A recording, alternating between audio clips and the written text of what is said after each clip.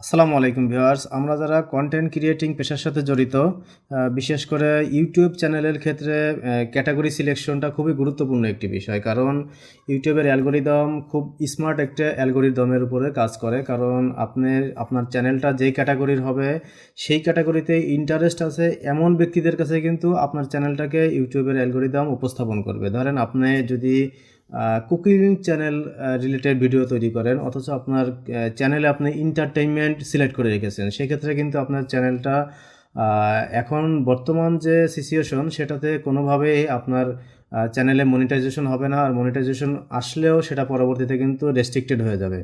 কারণ আগে সম্ভব হয়তো ২-৩ বছর আগেও বিভিন্ন ক্যাটাগরিতে বিভিন্নভাবে একটা ক্যাটাগরিতে আপনার বিভিন্ন ভিডিও আপলোড করা যেত, কিন্তু এখন আর সেটা সম্ভব নয়। এই জন্য যারা নতুন ইউটিউবার আছে তারা অনেক সময় হেজিটেশনে পড়ে যায় যে আমরা আমাদের যে ভিডিওগুলো তৈরি করতে যাচ্ছি এটা মূলত কোন ক্যাটাগরির আন্ডারে করব। কারণ এই ক্যাটাগরি সিলেকশনটা আপনাকে খুবই গুরুত্বপূর্ণ আপনার চ্যানেলের জন্য, বিশেষ করে ভিউজ এনে দেওয়ার ক্ষেত্রে, এঙ্গেজমেন্টের ক্ষেত্রে। কারণ এঙ্গেজমেন্ট আপনার যদি না আসে তাহলে কখনোই আপনার সেই চ্যানেলটা গ্রো করবে না। অতএব এই অন্যের চ্যানেলের ক্যাটাগরিটা কীভাবে আপনি দেখে নিতে পারবেন যে আপনি এই রিলেটেড ভিডিও তৈরি করছেন, আবার অন্য আরেকটা চ্যানেলও ঠিক একই রিলেটেড ভিডিও তৈরি করে তারা খুব ভালো রিচ পাচ্ছে। যার কারণে আপনার প্রয়োজন সঠিক চ্যানেলটা নির্বাচন করা। কিন্তু আপনি হয়তো জানেন না, কারণ আগে দেখা যেত যে ডিটেলসে গেলে আপনার ভিডিওর নিচে যে ডিসক্রিপশনটা আছে, ডিসক্রিপশনটা ওপেন করলে সেখানে ক্যাটাগরিটা দেখা যেত, কিন্তু এখন কিন্তু সেই ক্যাটাগরিটার ভিউ হয় না। এটা কিন্তু অমিট হয়ে গেছে। কারণ নতুন সিস্টেমে আপনার এই ক্যাটাগরিটা দেখার শুধুমাত্র যার চ্যানেল সেই ক্যাটাগরিতে দেখতে পারবে। এই জন্য অন্যের ক্যাটাগরি কীভাবে আপনি নিজের দেখতে পারবেন সেই সিস্টেমটা আজকে বলে দেবো। চলুন তাহলে আর কথা না বাড়িয়ে সরাসরি চলে যাই। এই জন্যে আমরা শুরুতেই আমাদের একটা ক্রোম ব্রাউজার ওপেন করে নিতে হবে।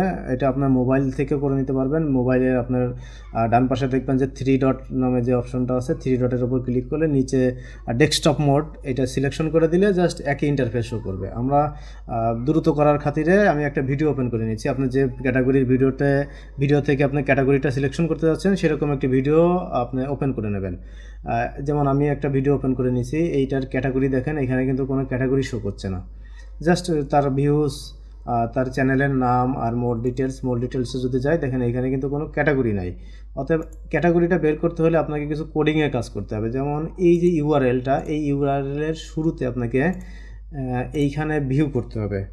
এইখানে লিখতে হবে ভিউ, VIEW, ভিউ হাইপেন দিয়ে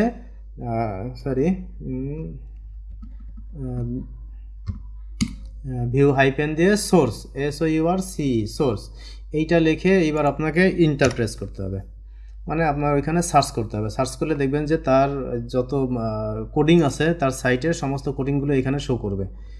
এটা কিন্তু মূলত আপনার HTML, এই যে ফাংশন হয় যে পেজটা লোড হয়েছে তার সমস্ত ডাটা এইখান থেকে আপনাকে যেটা করতে হবে, আপনার মোবাইল থেকে ফাইন্ড দ্য